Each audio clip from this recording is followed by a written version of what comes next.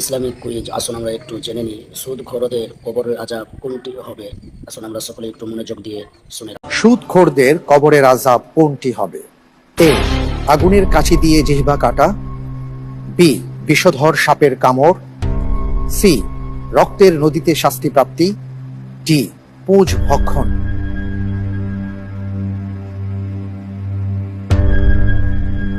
তার সাথে অপশনের ক্রমের মিল আছে।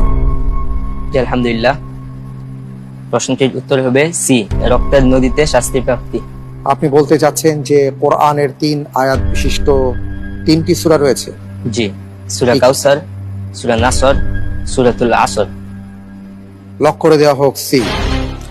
জামিল, আপনি সহযোগিতা নিয়ে চিন্তা ভাবনা করে আপনি বললেন যে অপশন সি। আমি দেখছি যে সঠিক উত্তর হচ্ছে অপশন সি। সঠিক উত্তর।